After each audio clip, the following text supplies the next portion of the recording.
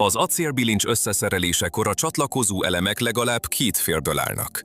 A csatlakozó típusától függően az előzetes összeszerelés ajánlott lehet vagy nem.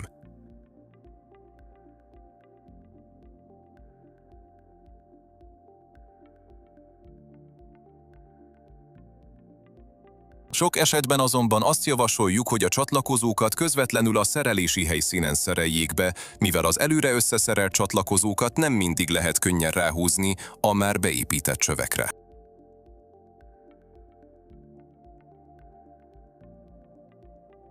Először behelyezzük a csavart, majd megfelelően illessze rá az anyát. Az anya gallérjának lefelé kell néznie, hogy biztonságosan illeszkedjen a foglalatába. Ekkor a csavart kissé meg lehet húzni. Ezután helyezze be a második csövet és csatlakozót, könnyedén rögzítjük. Fontos, hogy rendszeresen ellenőrizze a behelyezési mélységet. A csöveknek a megjelölt tartományon belül kell lenniük. Nem szükséges a csövet pontosan a második jelölésig behelyezni, de a jelölés által jelzett minimális behelyezési mélységet be kell tartani. Ezután kell a bilincset tovább meghúzni. A végső összeszereléshez mindig a kézikönyvben megadott meghúzási nyomatékot használja. Ez az adott bilincs típusától függ, és sem túl lazán, sem túl szorosan nem szabad meghúzni. Ezt követően folytassa az illesztés meghúzását. A végső összeszereléshez mindig a kézikönyvben megadott meghúzási nyomatékot használja. Ez az érték az adott illesztés típusától függ, és sem túl lazán, sem túl szorosan nem szabad meghúzni. A megfelelő nyomaték biztosítja a szükséges tartóerő elérését, miközben megakadályozza a bilincs károsodását vagy túlterhelését.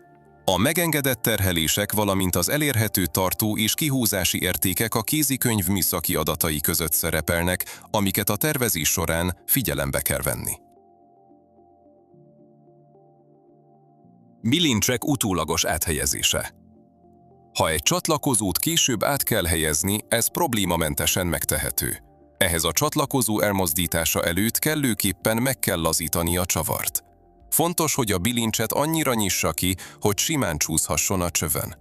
Ha túl kicsi a nyílás, az karcolásokat okozhat a cső bevonatán. Továbbá a csatlakozó szorító hatása is károsodhat.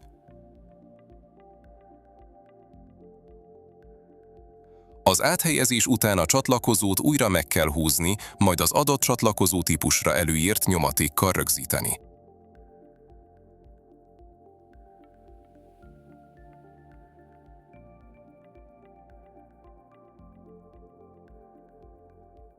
Most bemutatjuk a GA2 könyök csatlakozónk összeszerelését. Ennél a csatlakozónál a két fér felépítése eltérő. Az összeszereléshez két csavart és két anyát használunk.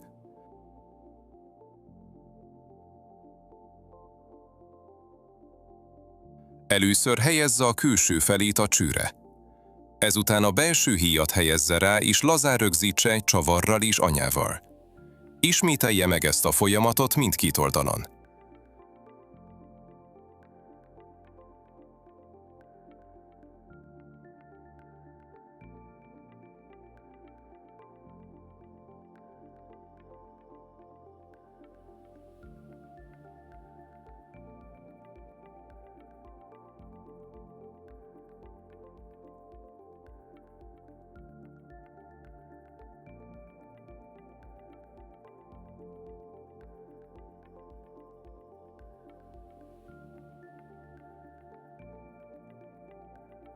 Ezután helyezze be a két csövet a csatlakozóba, és enyhén húzza meg a csavarokat.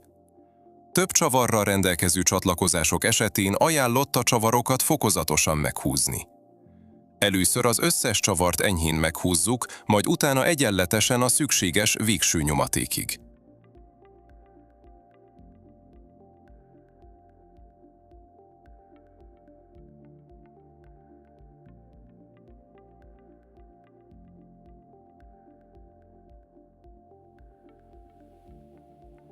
Végül a csatlakozót az előírt nyomatékkal rögzítjük.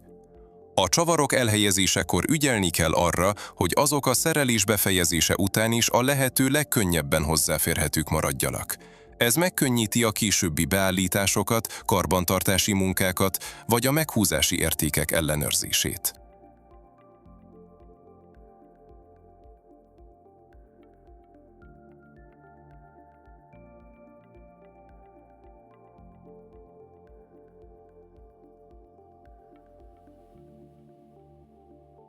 Számos szerkezetnél menetes perselyekre van szükség. Ezek lehetővé teszik az állítható lábak vagy menetes szárral rendelkező kerekek rögzítését. A menetes persely teherbíró menetes csatlakozást hoz létre a cső belsejében, amelyen keresztül a lábak vagy kerekek biztonságosan rögzíthetők.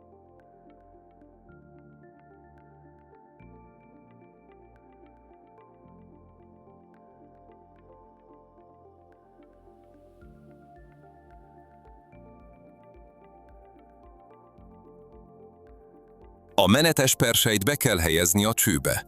A cső típusától és per vagy belső átmérőjétől függően megfelelő menetes perselyre van szükség. A megfelelő kombinációk áttekintése a Lean katalógusban található. A menetes perselyek rendelkeznek egy lapos résszel, ezt a cső hegesztési varratával kell egy vonalba hozni a szükségtelen feszültség elkerülése érdekében.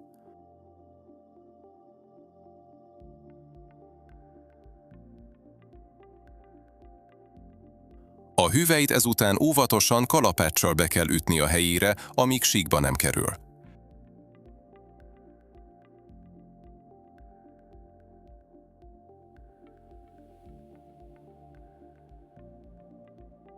Ezt követően becsavarható egy állítható láb, vagy alternatívaként egy kerék.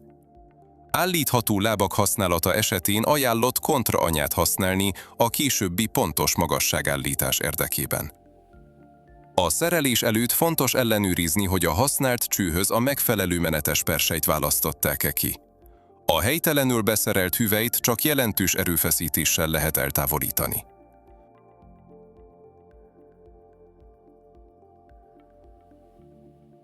Az, hogy a lábakat vagy a kerekeket már az összeszerelés során, vagy csak a végén szerelik-e fel, a szerkezet méretétől és kialakításától függ. Kisebb szerkezetek esetén a végső összeszerelés gyakran előnyös lehet. Nagyobb állványok, munkaállomások vagy kitámasztókkal ellátott szerkezetek esetében viszont a lábakat vagy a kerekeket gyakran figyelembe kell venni már az összeszerelés során. A megfelelő összeszerelési sorrend ezért mindig az adott alkalmazástól függ. Az átlós és az egyéb merevítések fontos tényezők a szerkezet stabilitása szempontjából. Amint nagyobb nyitott fesztávokat vagy keretek jönnek létre, azokat megfelelő merevítésekkel kell stabilizálni.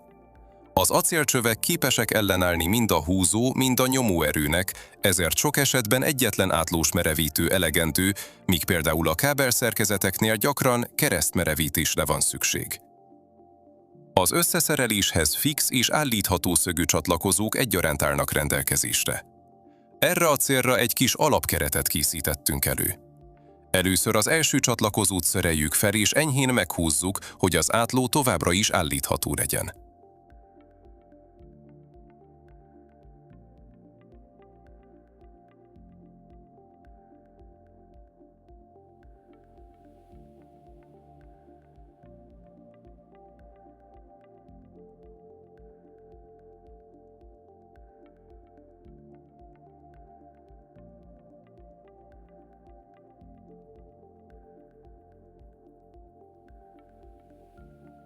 Ezt követően a második csatlakozót szereljük fel. Az állítható szögű bilincsek esetében először a belső részt rögzítjük és megfelelően beállítjuk.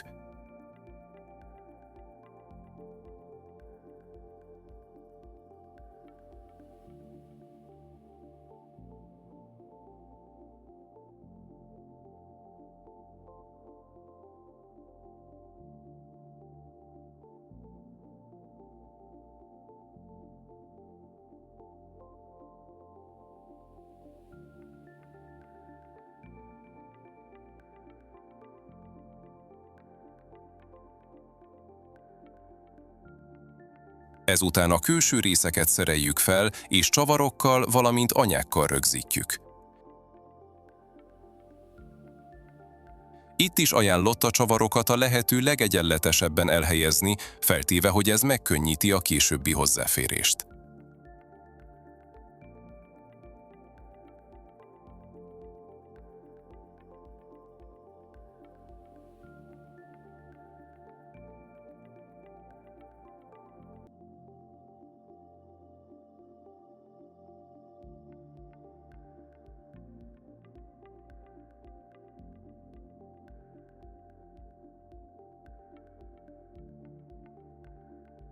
Végül az összes csatlakozást a megadott nyomatékkal meghúzzuk. Ez egy stabil átlós merevítést hoz létre.